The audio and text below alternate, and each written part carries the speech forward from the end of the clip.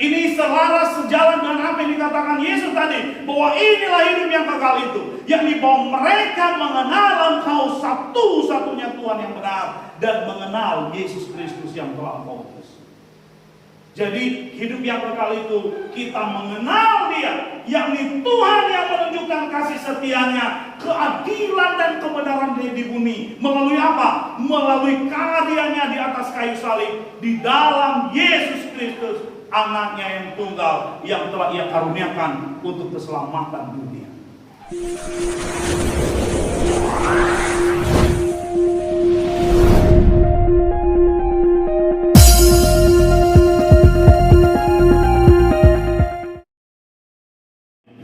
Sekali lagi, Yohanes pasal 3 ayat 14 sampai 18. Demikian firman-Nya.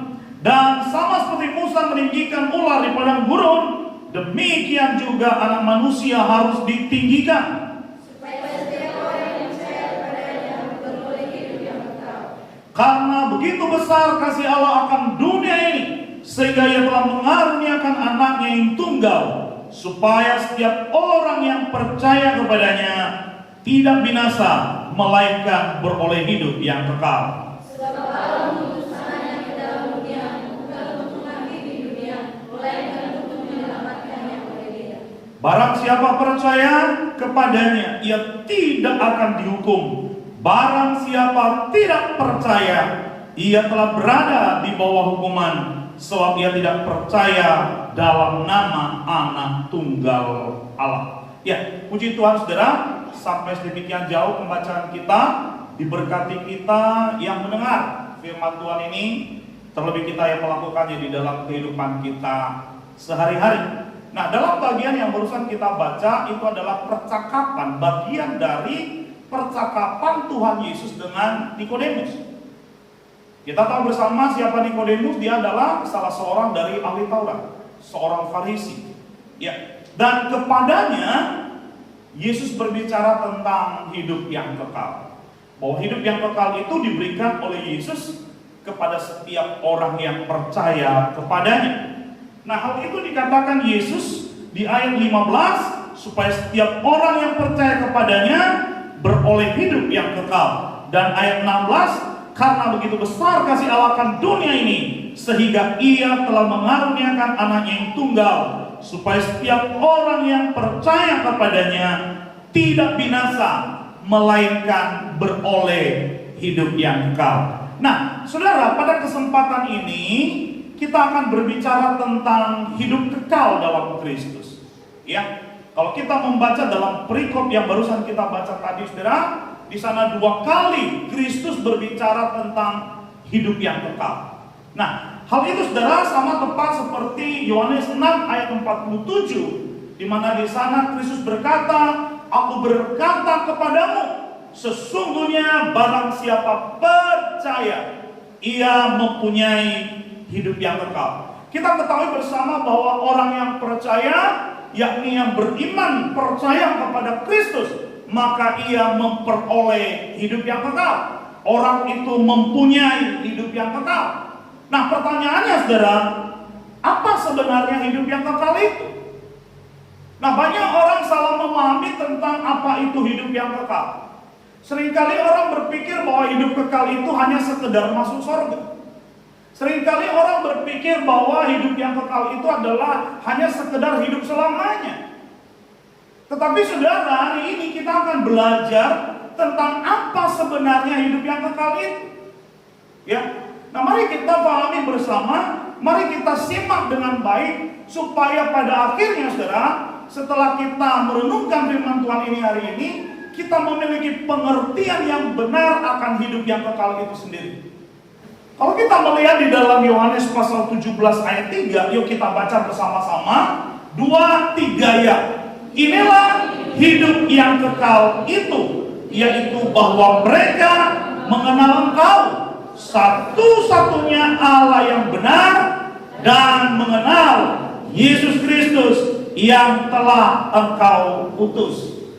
Nah, dalam bagian dari doa Kristus sebelum Ia disalibkan, ketika Ia berdoa untuk murid-muridnya, Ketika ia berdoa untuk mereka yang menjadi pengikut-pengikutnya, yaitu orang-orang yang percaya kepadanya.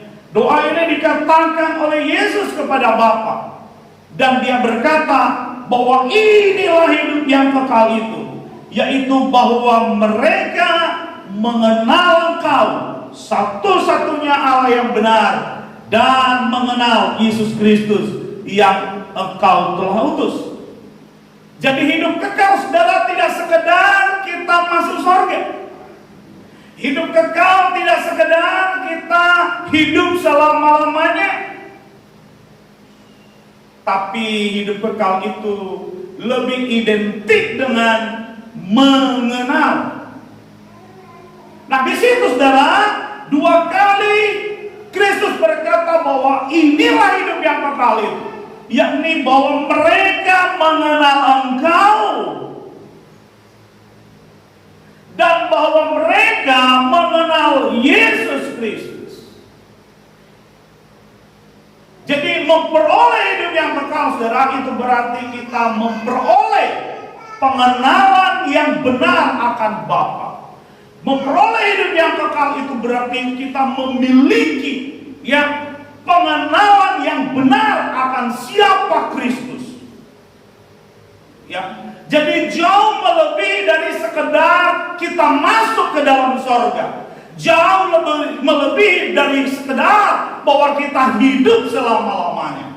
Tetapi hidup yang kekal itu adalah mengenal. Ya, nah, kata mengenal di situ, saudara, diterjemahkan dari kata ginosko, kata Yunani yang berarti hubungan, ya, sama seperti hubungan yang erat, yang personal, yang intim, yang pribadi antara suami dan istri, di mana suami kenal istrinya, di mana istri kenal suaminya. Dia tahu seluruhnya, tidak ada yang tersembunyi. Nah, jadi saudara, hidup yang kekal itu kita memiliki hubungan yang personal, kita memiliki hubungan yang erat, kita memiliki hubungan yang intim dengan Bapa. Kita memiliki hubungan yang personal dengan Kristus, kita memiliki hubungan yang erat, yang intim dengan Kristus. Dan itulah hidup yang kekal itu. Jadi hidup yang kekal itu tidak hanya berbicara tentang tempat, tetapi berbicara tentang kualitas.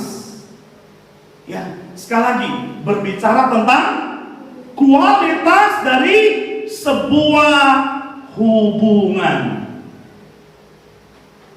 Ya, jadi hidup yang kekal itu adalah sebuah pola relasi, sebuah pola hubungan yang sangat primat, yang memiliki kualitas. Ya. Prima artinya apa, saudara? Yang pertama, yang utama, sangat baik. Ya. Jadi ada sebuah pola hubungan yang erat, yang intim. Saya kasih contoh, saudara. Kita semua kenal Jokowi, Bapak Joko Widodo.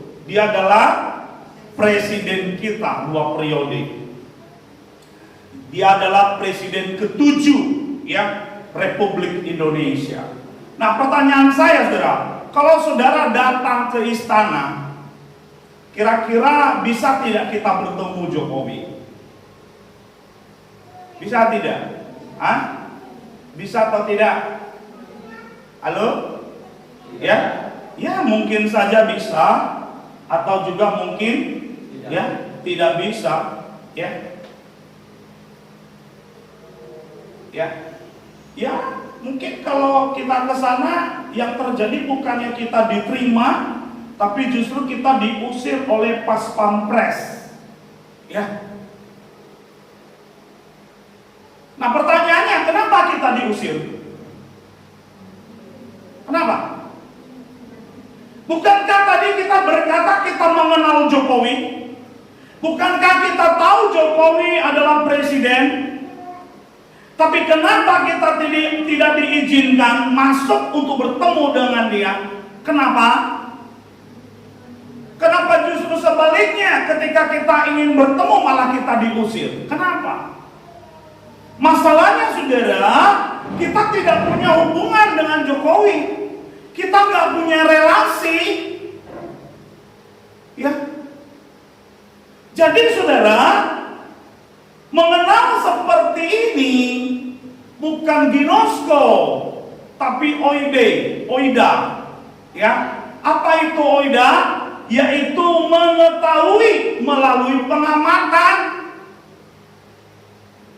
Kita tahu Jokowi karena melihat, kita tahu Jokowi karena mengamati, mengetahui dari media. Ya, tapi sebenarnya saudara, kita tidak ada relasi pribadi, kita tidak ada relasi personal, ya, antara kita dengan dia, antara yang mengamati dengan yang diamati.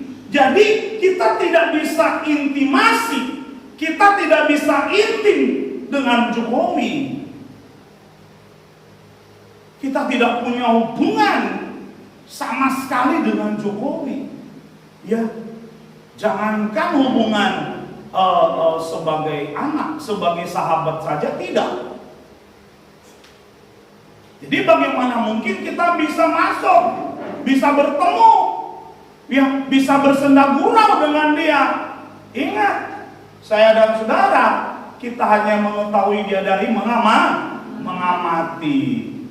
Ya, pertanyaannya, apakah Jokowi kenal kita? Itu. Ya. Nah, hidup yang kekal itu saudara adalah pola relasi yang sangat prima, yang sangat utama, yang sangat pribadi dengan Kristus. Ya. Dikatakan di situ, dan inilah hidup yang kekal itu, yakni bahwa mereka mengenal Engkau satu-satunya Allah yang benar, dan mengenal Yesus Kristus yang telah Engkau utus. Jadi hidup kekal itu saudara berhubungan dengan relasi, berhubungan dengan hubungan yang sangat intim dengan satu-satunya Tuhan yang benar, dengan satu-satunya Tuhan pencipta yang telah datang menyatakan dirinya ke dalam dunia melalui Yesus Kristus, anaknya yang tunggal. Pengenalan akan dia, hubungan yang pribadi, inilah yang disebut dengan hidup yang kekal itu, di mana saya sebagai anak, dia sebagai bapa, saya punya koneksi, saya punya hubungan dengan dia. Jadi saya mau katakan saudara, lebih dari sekedar kita masuk surga. Banyak orang salah memahami, itu sebabnya dia tidak membangun hubungannya dengan Tuhan dari sekarang. Karena yang dia pikir hidup yang kekal itu masuk surga nanti. Enggak saudara, tetapi hidup kekal itu sudah dari sekarang kita peroleh. Ya, sebab kalau hidup kekal itu hanya berbicara tentang kita masuk surga, maka itu berarti nanti kita akan mengalaminya. Yakni ketika kita mati, lalu kita akan masuk, ya, dalam keabadian, dalam kekekalan di sorga. Ya, nah, tetapi saudara, dikatakan tadi bahwa barang siapa yang percaya, ia mempunyai hidup yang kekal.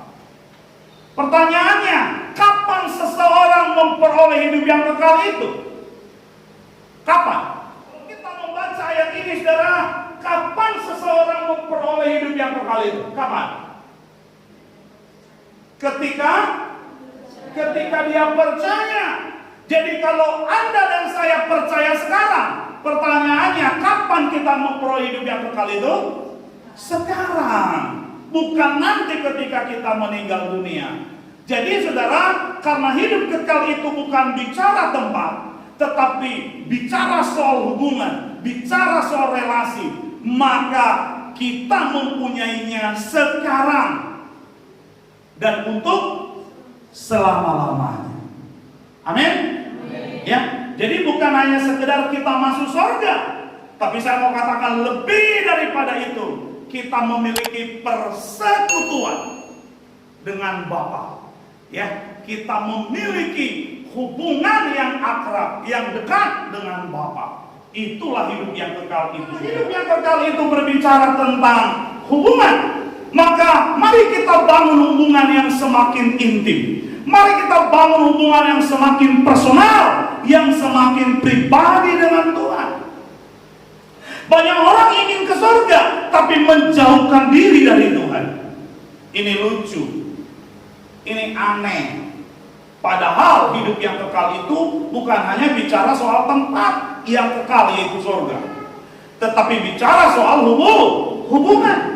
Banyak orang ingin mau masuk surga, tapi bukannya mendekatkan diri kepada Tuhan, malah menarik diri dari persekutuan dengan Tuhan, malah menjauhkan diri dari ibadah dengan Tuhan, malah menjauhkan diri dari kegiatan-kegiatan yang membawa dia semakin dekat dengan Tuhan. Inginnya ke surga, saudara, tetapi dia tidak membangun hubungan yang semakin intim, yang semakin akrab, yang semakin dekat dengan Tuhan. Saya mau katakan, saudara, manusia duniawi lebih dekat kepada dunia daripada Tuhan. Ya, itu sebabnya, saudara, saya rindu hari ini kita memperbaiki hubungan kita dengan Tuhan.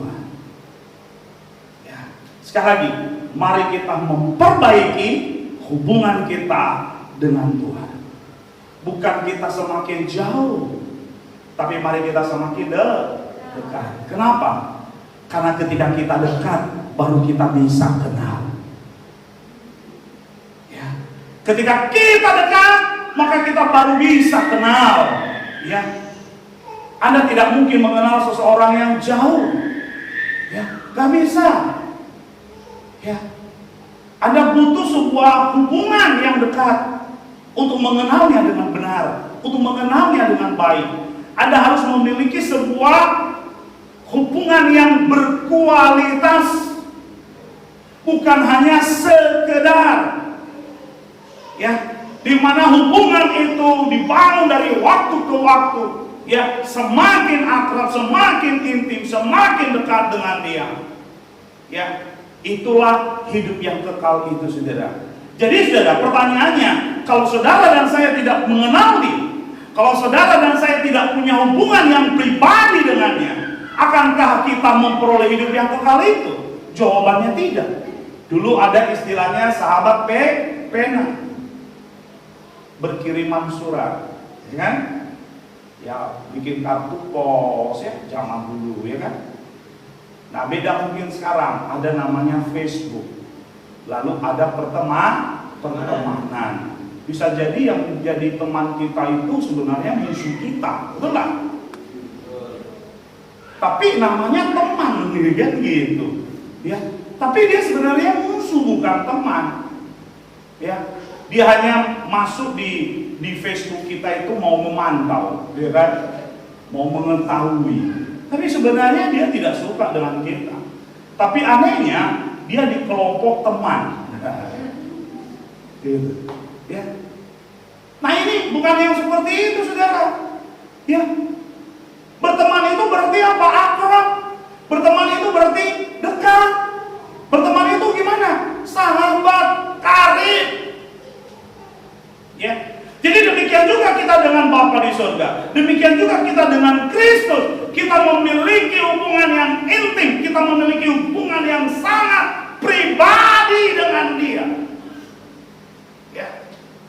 Sekali lagi, hubungan yang sangat pribadi, di mana hubungan kita itu tidak dipengaruhi oleh orang lain, tapi hubungan kita dengan Dia itu close, dekat, pribadi, ya, dari hati ke hati. Itu hubungan yang benar, ya. Dan itulah hidup yang kekal itu, saudara. Nah, orang yang memiliki hubungan yang pribadi dengan Kristus, orang yang memiliki hubungan yang akrab, yang dekat dengan Bapa, itulah sebenarnya orang yang memperoleh hidup yang kekal itu. Ya, dan ini tidak ada kaitannya dengan kegiatan rohani. Ini tidak ada kaitannya dengan prestasi rohani, tidak. Tetapi kebersamaan kita yang secara personal, yang secara pribadi, yang intimasi dengan Dia. Yang ini kapan? Ketika kita sendirian. Masihkah kita punya hubungan yang secara pribadi dengan Bapa? Masihkah kita punya waktu yang pribadi dengan Dia, di mana hanya kita dan Dia? Adakah kesempatan itu?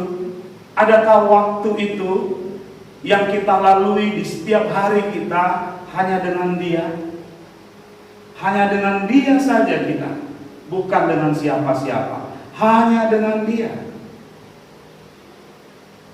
Makin lama kesibukan dunia menyita waktu kita, dan akibatnya saudara, hubungan kita pun dengan Bapa tidak lagi ada. Kesibukan telah membuat banyak orang tidak lagi memiliki hubungan yang pribadi dengan Tuhan.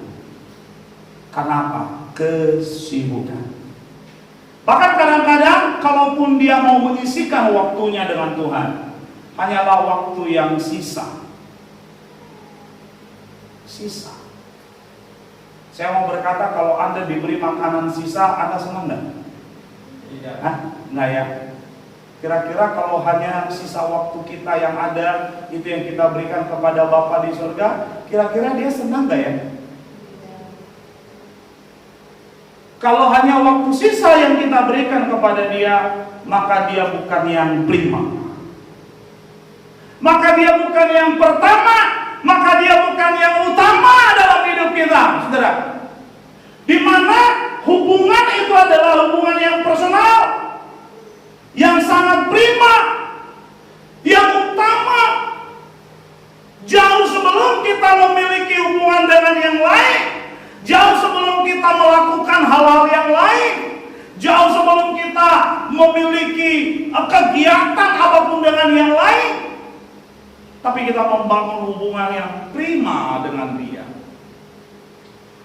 Ya. Saya rindu saudara ini kita perbaiki. Jangan terlena dengan kesibukan.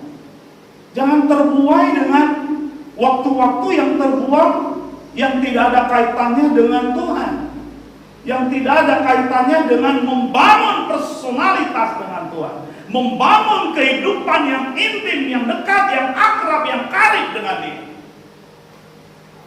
Karena sekali lagi saudara, hidup yang kekal itu berbicara tentang mengenal, berbicara tentang ginosko, berbicara tentang hubungan yang personal, hubungan yang pribadi, hubungan yang intim, hubungan yang karib. Jadi kalau saudara tidak memiliki hubungan yang intim, kalau Anda tidak memiliki hubungan yang karib dengan Dia, sekalipun engkau memiliki prestasi-prestasi yang cemerlang, maka kau tidak memiliki hidup yang kekal itu, saudara. Ya, baca dulu. Dari Kejadian 5 ayat 18 sampai 24. Kita baca 2-3 ayat. Setelah Yared hidup 162 tahun, ia memperanakan Henok, dan Yared masih hidup 800 tahun. Setelah ia memperanakan Henok, ia memperanakan anak laki-laki dan perempuan. Jadi Yared mencapai umur 962 tahun, lalu ia mati. Setelah Henok hidup 65 tahun, ia memperanakan Metusala, dan Henok hidup bergaul dengan Allah selama 300 tahun lagi.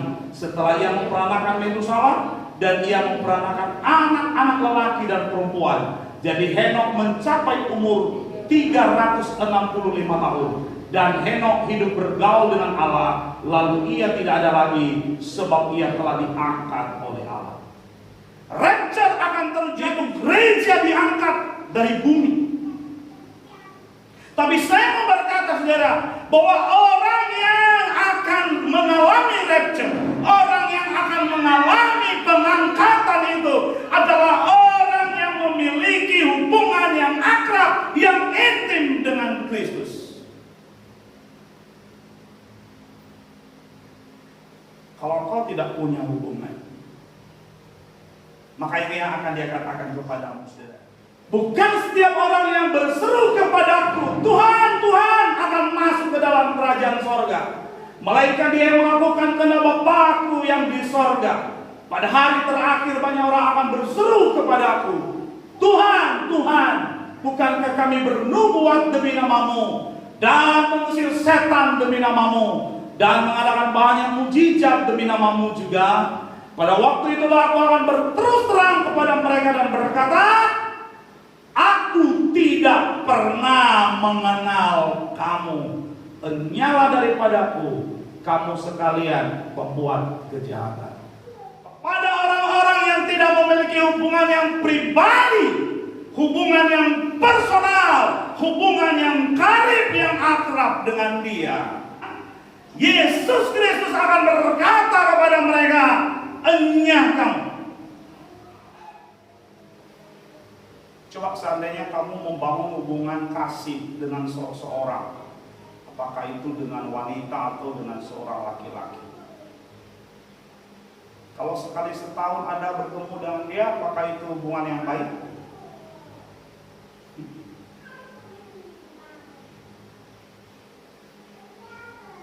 Anda hanya berbicara kepadanya sekali setahun, apakah itu hubungan yang baik?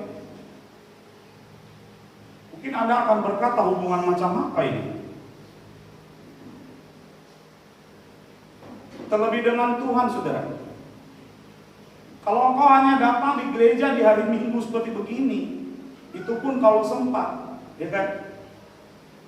Bahkan kalau kedatangan pun hatinya juga bukan di situ, bisa jadi untuk yang lain, untuk maksud yang lain, ya. Kira-kira Bapak senang nggak? Kenapa hidup yang kekal itu bicara tentang hubungan? Kenapa hidup yang kekal itu bicara tentang pengenalan akan Dia? Karena ketika kita manusia berdosa, hubungan kita terputus. Persekutuan kita oleh karena dosa rusak dengan Dia. Ya, ada sebuah tembok pemisah antara kita dengan Tuhan. Ada sesuatu yang membatasi kita, yang membuat kita tidak terhubung dengan Dia. Dan itu adalah dosa, saudara. Ya, dosa telah merusak hubungan kita dengan Tuhan. Dosa telah merusak persekutuan kita dengan Tuhan. Dan pengertian inilah yang disebut dengan manusia terhilang dari hadapan Tuhan. Kenapa? Karena manusia tidak lagi berada dalam persekutuan yang intim dengan Dia. Dan itulah sebabnya Dia datang ke dalam dunia. Untuk apa? Untuk memulihkan hubungan itu. Ketika kita sebagai pendosa, kita adalah seteru, kita adalah musuh yang harus dimurkai.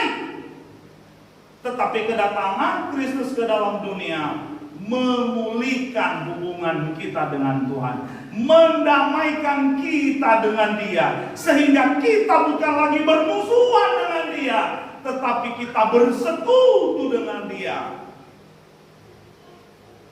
Jadi kalau Anda berkata engkau percaya Yesus, tetapi engkau tidak memiliki persekutuan dengan Bapa, padahal tujuan Yesus datang ke dalam dunia adalah untuk mencari dan menyelamatkan yang hilang itu, supaya yang hilang itu kembali bersekutu dengan Bapa, supaya yang hilang itu kembali memiliki hubungan dengan Bapa. Tapi kalau engkau mengaku engkau percaya Yesus, tetapi engkau menjauhkan diri darinya, maka dipertanyakan, apa benar engkau percaya akan Dia? Jadi ini hidup yang kekal itu, saudara. Kita menjalin hubungan. Ya, kita menjalin hubungan. Dan karena kita sekarang ini berada di akhir zaman, saudara, maka kita jangan lagi menjauhkan diri, tetapi mari kita semakin giat melakukannya menjelang kedatangan. Karena hanya orang yang memiliki kehidupan pergaulan dengan Dia yang akan diangkat, saudara. Bukan karena prestasi rohani. Lihat, orang-orang ini memiliki prestasi rohani. Apa prestasinya? Apa? Bernubuat. Apa prestasinya? Usir setan. Lewat luar biasa. Apa prestasinya? Adakan mujizat. Apakah salah bernubuat? Salah mengusir setan? Salah melakukan mujizat? Oh tidak, itu sesuatu yang baik. Tetapi sekali lagi, bukan prestasi-prestasi rohani yang hebat itu yang Tuhan mau. Tetapi yang Tuhan mau adalah hubungan pribadi. Sekali lagi, tetapi yang Tuhan mau adalah hubungan pribadi. Ada seorang anak perempuan yang ketika 1 bulan lagi bapaknya akan ulang tahun. Lalu anak perempuan ini mengurung diri di kamar dan tidak mau bertemu dengan ayahnya. Bahkan ketika ayahnya mengedor-ngedor pintu sekalipun dan memanggil-manggil namanya, tapi anak perempuan ini tetap tidak mau bertemu dengan bapaknya. Dia asik sibuk dengan dirinya sendiri di dalam kamar. Bapaknya yang mengetahui melihat hal itu bertanya-tanya, kenapa anakku? Ada apa dengan anakku? Ketika pagi hari dia bangun, dia berdiri di depan pintu kamar anaknya dan gedor pintu, dia memanggil anaknya. Nah, buka pintu. Bapak mau bicara denganmu. Bapak mau bicara. Tapi meskipun bapaknya mengedor-ngedornya, tapi anak perempuan itu tetap tidak membukakan pintu. Dia tetap mengurung dirinya di dalam kamar. Baik pagi maupun siang, malam hari, bapaknya mengedor pintu, memanggil namanya, tapi anak perempuan itu tetap saja tidak membuka pintu. Tetapi setelah 1 bulan berlalu, hal itu terjadi, saudara. Tiba hari di mana bapaknya ulang tahun, anak perempuan itu pun keluar dari kamar dan menemui ayahnya. Ya, dengan wajah yang berseri-seri, yang penuh dengan sukacita, dia datang mendekati bapaknya yang duduk di ruang tamu. Ya, sambil menyanyikan lagu Happy Birthday to you. Happy birthday to you. Happy birthday, happy birthday, happy birthday to you. Dari tangannya, kemudian dia menyerahkan sebuah kado kepada bapak. Dia berkata, "Papa, selamat ulang tahun. Ini hadiah untuk papa." Lalu kemudian dia mencium papanya, memeluknya dengan erat. Tetapi tiba-tiba bapaknya seperti menunjukkan sebuah sikap yang tidak suka. Dia mendorong anaknya. Dia mendorongnya. Dan dia berkata, "Anakku, kenapa kamu 1 bulan tidak mau bicara dengan aku? Kenapa ketika aku mengedor pintumu di pagi hari, mengedor pintumu di sore hari, di siang dan malam hari, tapi engkau tidak membuka pintu dan mau bertemu dengan aku?" Lalu anaknya itu berkata, "Papa, aku dengan sengaja mengurung diriku di kamar untuk 1 bulan. Karena aku mau merayakan hari spesial ini. Lihatlah kado yang saya berikan kepada papa. Buka." Lalu kemudian papanya membuka kado itu. Ternyata kado itu adalah sebuah sulaman baju panas. Ketika bapaknya mengangkat baju sulaman itu, anak perempuan itu berkata, "Papa, itulah yang kukerjakan selama sebulan, yakni menyulam baju itu untuk papa, untuk merayakan hari yang spesial ini." Dia tersenyum, tapi papanya tidak menerimanya dengan baik. Papanya berkata, "Anakku, bukan ini yang aku inginkan. Bukan ini, bukan baju panas ini yang aku mau. Tapi yang aku mau adalah komunikasi dengan." Saudara, mungkin prestasi-prestasi rohani kita bagus. Mungkin prestasi-prestasi rohani kita hebat. Tapi ketika prestasi-prestasi rohani itu terjadi bukan karena hubungan kita yang semakin intim, yang semakin pribadi dengan dia, saudara, maka dia tidak akan tergoda. Dia tidak akan memberi pujian kepada prestasi-prestasi itu. Justru dia akan mencela kita. Sama seperti kepada jemaat di Efesus, saudara, di mana mereka memiliki prestasi-prestasi yang hebat. Mereka jemaat yang hebat. Tapi Tuhan berkata apa? Tetapi aku mencela engkau karena engkau telah meninggalkan kasihmu yang semula. Masihkah kita intim dengan Tuhan? Masihkah kita memiliki hubungan yang mesra dengan Tuhan? Hubungan yang didasari oleh kasih, kerinduan akan Tuhan. Sehingga ketika kita datang di hadapannya, kita akan menghabiskan waktu kita entah berapa lama. Tapi kalau engkau berdoa 5 menit saja engkau sudah bosan, engkau perlu tanya, apakah engkau masih mengasihi Tuhan atau tidak? Saya kadang-kadang heran, apa aja sih yang diomongin orang yang pacaran? Ketemu pagi, ketemu siang, ketemu sore, apa aja sih yang diomongin? Apa sih? Duduk bareng, ya kan? Kadang-kadang hanya duduk saja, ya, nggak ngapa-ngapain, duduk saja, ngobrol ringan. Ya. Apa aja sih yang diomongin? Nggak mungkin, nggak sebentar, I love you, I love you, I love you. Lalu sebentar lagi, I love you, I love you, I love you. Apakah hanya sekedar itu? Apakah hanya sekedar itu?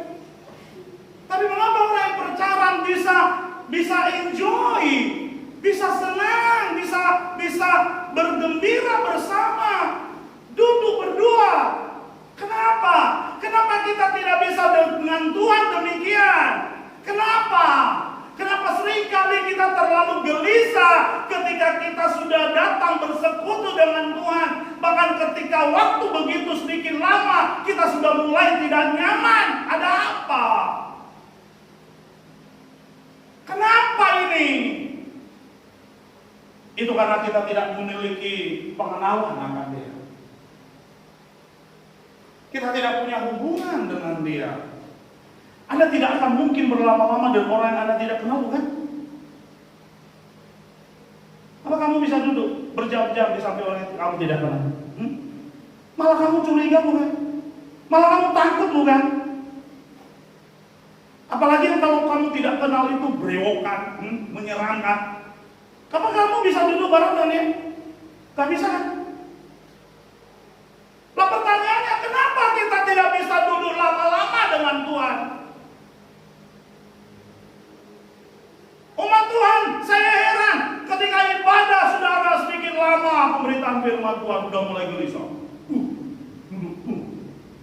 Sudah mulai gelisah, sebentar diajak. Ada apa ini?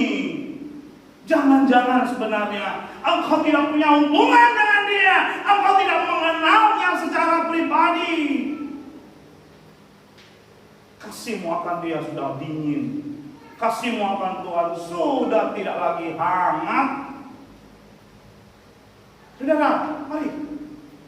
Karena orang yang akan diangkat itu adalah orang yang hidup bergaul. Maka mari kita perbaiki hubungan kita saja.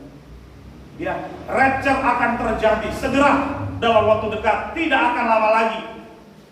Ya, sudah di depan mata kita, saudara, pengangkatan gereja dari bumi, yaitu pengangkatan orang-orang percaya dari bumi, yakni ketika Kristus datang kembali untuk menjemput umatnya, untuk mengambil apa yang menjadi miliknya dari bumi. Dan saya mau katakan, hanya orang yang hidup bergaul yang akan diangkat, saudara. Pertanyaannya, apakah engkau mengenal Dia? Kalau tidak, mari perbaiki. Ya, karena sekali lagi relasi yang sangat intim. Ya, Itu hidup yang kekal itu, saudara.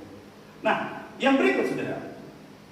Yang pertama tadi pola relasi yang prima kualitas. Dan yang sekarang, saudara, yaitu pola relasi yang berdasarkan kepercayaan. Mari kita baca, saudara. Bahwa hidup yang kekal itu berbicara tentang relasi, berbicara tentang kepercayaan. Yuk kita baca. Yohanes 10 ayat 24 sampai 28. 2-3 ya. Maka orang-orang Yahudi mengelilingi dia dan berkata kepadanya, berapa lama lagi engkau membiarkan kami hidup dalam kebimbangan? Jikalau engkau Mesias, katakanlah terus terang kepada kami. Yesus menjawab mereka, aku telah mengatakannya kepada kamu, tetapi kamu tidak percaya. Pekerjaan-pekerjaan yang kulakukan dalam nama Bapakku, itulah yang memberi kesaksian tentang aku. Tetapi kamu tidak percaya, karena kamu tidak termasuk domba-dombaku. Domba-dombaku mendengarkan suaraku, dan aku mengenal mereka, dan mereka mengikut aku.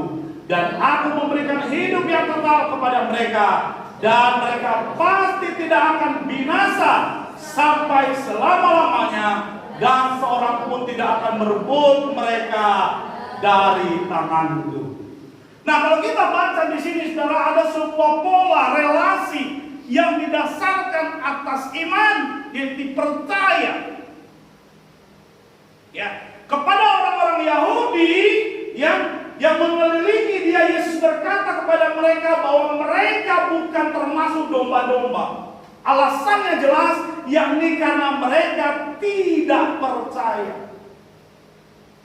Berarti domba-domba Kristus itu adalah percaya kepada Kristus.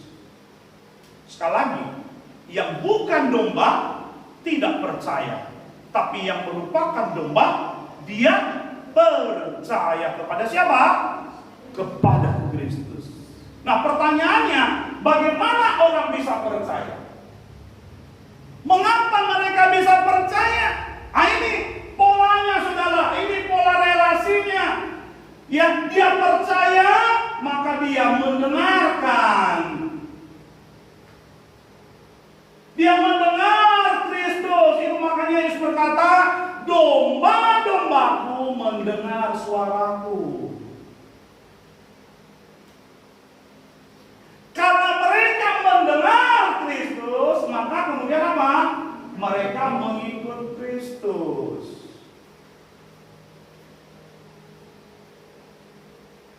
Banyak orang berkata percaya Yesus, tapi dia tidak membuka telinganya untuk mendengar firman Kristus. Aneh bin ajaib, ya kan? Berkata percaya Yesus, tapi telinganya tertutup untuk firman Kristus. Ini aneh. Ya. Padahal yang percaya kepada Kristus itu adalah domba-domba yang mendengar Kristus. Dan domba-domba yang percaya akan Kristus itu, setelah mereka mendengar Kristus, mereka mengikutinya. Jelas dikatakan, domba-dombaku mendengar suaraku, dan aku mengenal mereka. Sebagai gembala, Tuhan tahu siapa dombanya. Dia tahu domba-dombanya. Kenapa? Domba-dombanya dengar suaranya. Halo, apakah kau juga domba Tuhan yang mendengar suara Tuhan? Ketika kau mendengar firman-Nya, apakah telingamu kau bukan lebar untuk mendengarnya? Ini dia, saudara. Ya. Relasi itu dibangun karena percaya. Ya, karena saya percaya akan Kristus, maka saya membangun hubungan dengan Kristus. Saya nggak mungkin akan membangun hubungan saya kepada seseorang yang saya tidak percaya. Tapi percaya saya itu terjadi karena mendengar dia. Itu makanya firman Tuhan berkata, iman timbul dari pendengaran akan firman Kristus. Jadi saudara, orang-orang yang percaya, domba-domba Kristus yang percaya, karena yang tidak percaya tidak termasuk dombanya, maka yang merupakan dombanya adalah yang percaya. di mana domba-domba yang percaya kepadanya itu mendengar suaranya. Dia mengenal mereka dan domba-domba itu mengikuti Kristus. Dan kepada mereka lah diberikan apa? Hidup yang kekal itu. Ya. Jadi ada sebuah relasi, saudara. Timbal balik, ya, mengikuti karena mendengar, mendengar karena percaya, percaya karena mendengar, mendengar karena mengikuti. Adakah relasi demikian Anda dengan Kristus? Terjalinkah hubungan yang seperti ini? Nah, saudara, pola relasi berdasarkan kepercayaan ini. Yohanes 10 ayat 14, kita baca 2-3 ya. Akulah gembala yang baik, dan aku mengenal domba-dombaku dan domba-dombaku mengenal aku. Yesus berkata, aku punya hubungan dengan domba-dombaku, dan domba-dombaku juga punya hubungan dengan aku. Ya, Yesus berkata, aku dekat dengan domba-dombaku, dan domba-dombaku juga dekat dengan aku. Kalau Anda berkata kau percaya Yesus, tapi engkau jauh dari Yesus, saya mau katakan, engkau tidak mengenal Yesus. Engkau tidak percaya kepada Yesus. Dan kalau Anda tidak percaya kepada Yesus, maka itu berarti engkau tidak termasuk domba-dombanya. Dan karena engkau bukan domba-dombanya, engkau tidak akan beroleh hidup yang kekal itu. Tetapi yang engkau akan peroleh adalah kebinasaan yang kekal. Jadi itu sebabnya kekristenan bukanlah agama, tapi kekristenan adalah hubungan pribadi, ya, kedekatan hubungan dengan Kristus. Jadi saling mengenal, si domba kenal gembalanya dan gembala kenal domba-dombanya. Ya, jadi saudara, pertanyaannya, jika Anda adalah dombanya, maka Anda pasti mendengar suara sang gembala itu, dan engkau tidak akan ragu untuk mengikutinya. Ya, kenapa Yesus memakai istilah domba, saudara? Karena domba itu mengikuti gembala. Gembala berjalan di depan. Ya, kalau gembala kambing, kambingnya di mana? Kambing di depan, gembala di belakang. Kenapa? Karena kalau gembalanya di depan, kambing tidak akan ikut, ya kan? Dia akan melenceng ke kiri ke kanan, ucar kacir. Makanya gembalanya di belakang. Untuk apa? Untuk mengarahkan. Karena kambing itu suka keras kepala. Tapi kita bukan kambing, tapi sebagai umat Tuhan kita adalah domba. Dan domba itu berjalan mengikuti gembalanya. Gembala berjalan di depan, dombanya jalan di belakang mengikuti. Jadi kalau benar engkau adalah yang Kristus, engkau mendengar Kristus, dan engkau mengikuti Kristus. Amin. Ya, itulah hidup yang kekal itu, saudara. Yeremia 9 ayat 23 sampai 24 kita baca sama-sama. Beginilah firman Tuhan, janganlah orang bijaksana bermegah karena kebijaksanaannya, janganlah orang kuat bermegah karena kekuatannya, janganlah orang kaya bermegah karena kekayaannya, tetapi siapa yang mau bermegah, baiklah ia bermegah karena yang berikut, bahwa ia memahami dan mengenal aku, bahwa akulah Tuhan yang menunjukkan kasih setia, keadilan dan kebenaran di bumi. Sungguh semuanya itu kusukai. Demikianlah firman Tuhan.